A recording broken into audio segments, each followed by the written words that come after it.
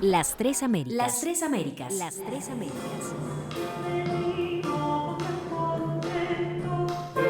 5 siglos de desarrollo musical en Hispanoamérica, Latinoamérica y el Caribe.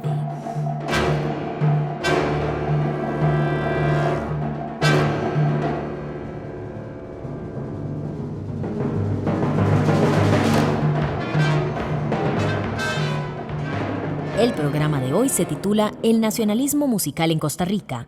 Busca respuesta a la pregunta: ¿existió en Costa Rica la tendencia musical nacionalista en la primera mitad del siglo XX? Para iniciar una argumentación al respecto, vale la pena definir lo que entenderemos como nacionalismo musical.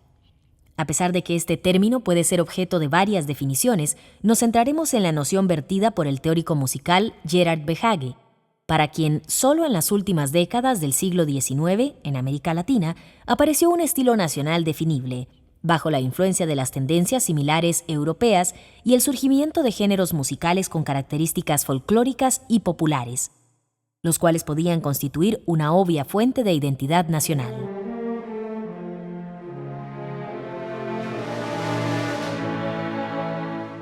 ¿Cuáles fueron esas tendencias musicales europeas mencionadas por Behage en la cita anterior? Podríamos decir que el énfasis en lo nacional de la música europea del siglo XIX se relaciona estrechamente con el interés revivido por la canción folclórica nacional o regional, la cual se utilizó en el contexto de la música académica fuera de su entorno primario.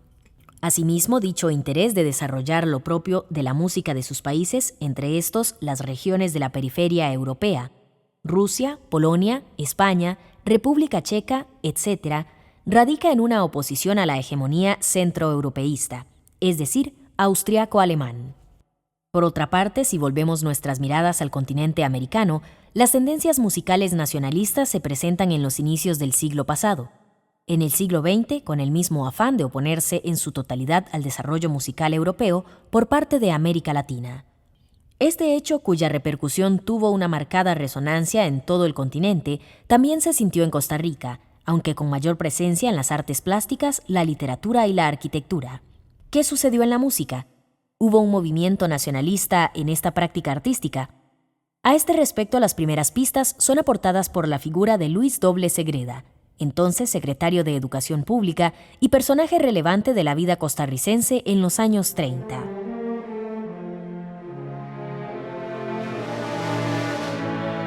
Este destacado costarricense reunió a compositores, intérpretes y maestros de música en el mes de octubre de 1927 con la finalidad de discutir sobre el estado de la música nacional en Costa Rica.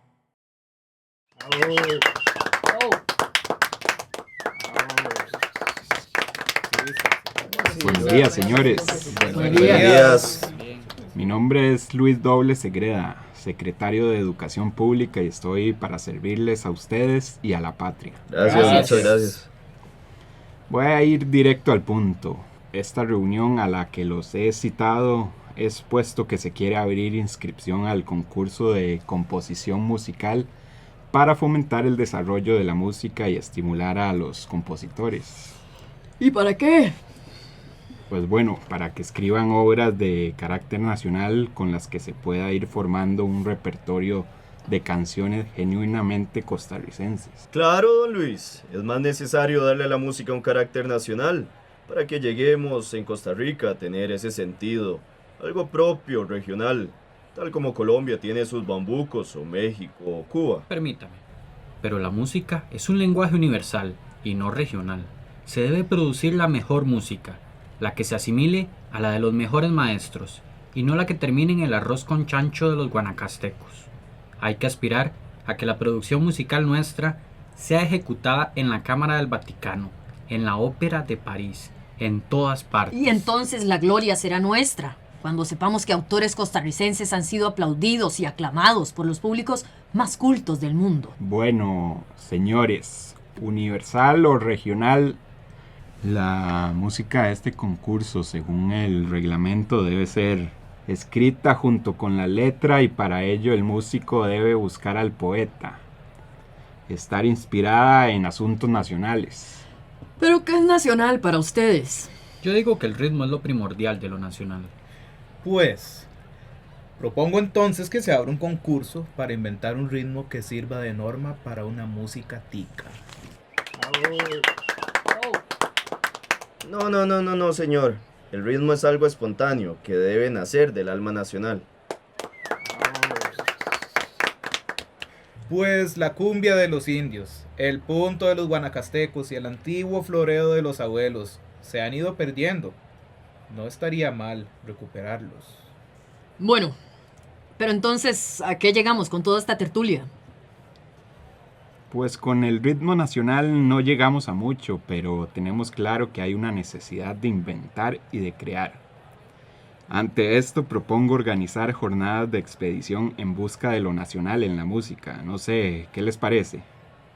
Sugiero a don Julio Fonseca, a don Roberto Cantillano y don José Daniel Zúñiga, que sí me pueden colaborar con estas expediciones.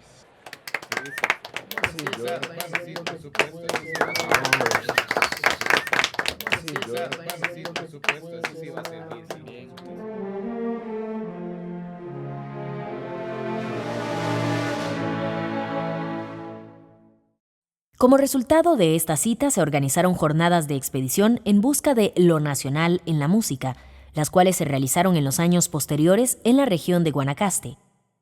La consecuencia de estas expediciones se cristalizó en la publicación de 3 folletos de canciones y danzas. El propio Doble Segreda escribe un texto introductorio al primer folleto de música nacional impreso y publicado en 1929, del cual extraemos el siguiente segmento. En enero se envió una comisión de músicos distinguidos a Guanacaste para recoger alguna música regional. La poca que sobreviva y quede a flote sobre el diluvio de foxtrots y one-steps que el jazz band de Negro José nos ha echado encima desde su cafetín de Chicago para regalo de la vulgaridad y vergüenza del arte.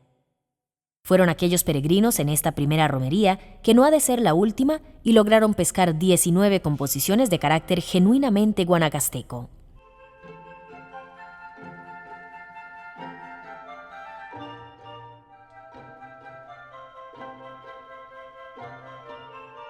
Obras musicales con temática nacionalista. Los folletos editados sirvieron también como material de trabajo para la creación de posteriores obras musicales de concierto por los compositores del país. El número de obras que contienen rasgos nacionalistas, escritas después de 1927, no es muy extenso. En el corpus se distinguen 2 zarzuelas, Toyupán de Julio Mata y Nuestra Tierra de Alcides Prado.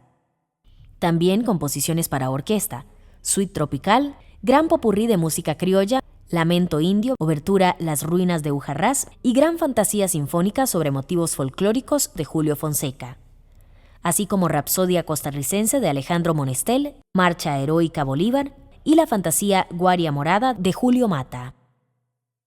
Asimismo existe un pequeño catálogo para banda en el que se incluyen obras como Aires Ticos, gran popurrí de música criolla, partitura transcrita para banda por Julio Fonseca, al igual que Rapsodia costarricense, de Alejandro Monestel, quien también la adapta para el mismo tipo de ensamble. El propio Monestel escribió 2 obras más para banda, ambas con el mismo nombre, Rapsodia guanacasteca. La primera data del año 1937, mientras que la segunda carece de fecha de composición. Desviando nuestra atención del elemento temático al técnico, surge otra interrogante. ¿Con cuáles recursos musicales se desarrolló la temática nacionalista en las obras de dicho catálogo? Se observan 2 tendencias en la utilización del lenguaje musical. La primera de ellas está relacionada con la manera como el compositor usa el material musical ajeno, precisamente las melodías folclóricas y populares recopiladas en las expediciones, y lo transforma para ser expuesto en obras de grandes formatos como fantasías y rapsodias. La segunda tendencia está ligada a la utilización de motivos literarios nacionalistas, sin estar necesariamente vinculados al lenguaje musical.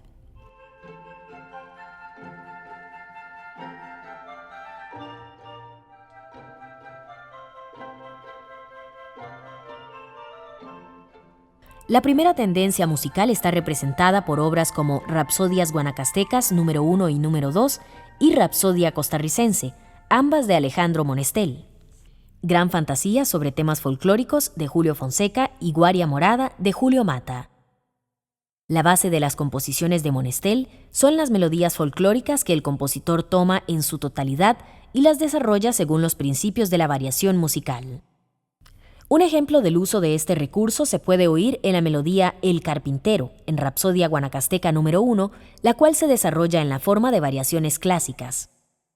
La posición de Julio Fonseca en su obra Gran Fantasía sobre temas folclóricos también llama la atención. Fonseca utiliza canciones de compositores costarricenses conocidos, tales como Joaquín Vargas Calvo y Rafael Chávez Torres, además de citar su propia obra, Vals Leda, a la par de canciones folclóricas tales como Pajarillo Chichiltote, Caña Dulce, De la caña se hace el guaro y Punto Guanacasteco. En este último se destaca el uso de la técnica de la fuga. Enseguida escucharemos La Gran Fantasía sobre temas folclóricos de Julio Fonseca en una interpretación de la Orquesta Sinfónica de Heredia bajo la dirección de Eddie Mora.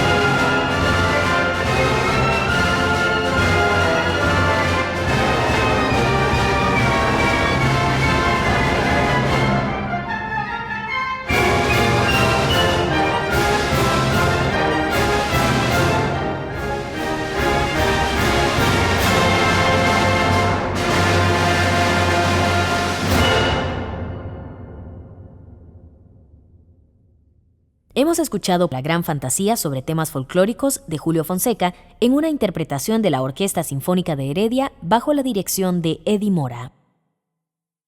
Como se mencionó antes, la segunda tendencia está ligada a la utilización de motivos literarios nacionalistas, que sin embargo no se reflejan en el lenguaje musical. Es decir, las obras catalogadas dentro de este grupo no contienen ritmos y entonaciones del folclore como las que se recopilaron en las jornadas de búsqueda en Guanacaste. La opereta Toyupán, de Julio Mata, y Suite Tropical y El Lamento Indio, de Julio Fonseca, son vivos ejemplos de esta tendencia. Julio Mata también aparece como autor del texto literario de su opereta Toyupán, la cual describe la historia de la periferia cartaginesa, donde el principal personaje es un indio. El lenguaje musical empleado en la obra es semejante al utilizado por la zarzuela española. Sin embargo, a diferencia de lo anterior, en algunos momentos el compositor destaca al personaje indígena representándolo con una escala de tonos enteros, propia del nacionalismo exótico, añadiendo un elemento sonoro nuevo en el contexto de la opereta. Este hecho contrasta con el sistema armónico tradicional de la obra, en la medida en que, a pesar de resaltar el personaje principal, el compositor no profundiza en la introducción de sonoridades autóctonas, sino que se preocupa más por mostrar destellos de cierto folclore costarricense a la manera de una postal turística. Por otra parte, respecto a la composición Lamento Indio, Julio Fonseca la escribe sobre un texto de Ernesto Ortega, periodista de Cartago y autor del libro Cuentos del Terruño. Por los recursos utilizados por Fonseca, Lamento Indio se puede situar dentro del grupo con rasgos exóticos. Empero, Fonseca se acerca intuitivamente al ámbito creado en el texto literario por medio de la repetición obstinada de las voces bajas, la tesitura mediana en la voz solista y el movimiento paralelo de acordes en el acompañamiento de la orquesta. Por último, damos cuenta de dos obras más de Julio Fonseca, Suite Tropical y Ruinas de Ujarrás, las cuales también responden a las tendencias del nacionalismo exótico. Las Tres Américas. Las Tres Américas. Las Tres Américas.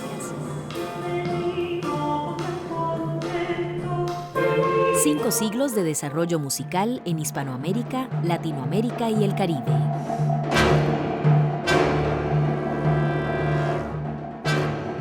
A modo de conclusión, tenemos que volver necesariamente a la pregunta que dio inicio a este programa.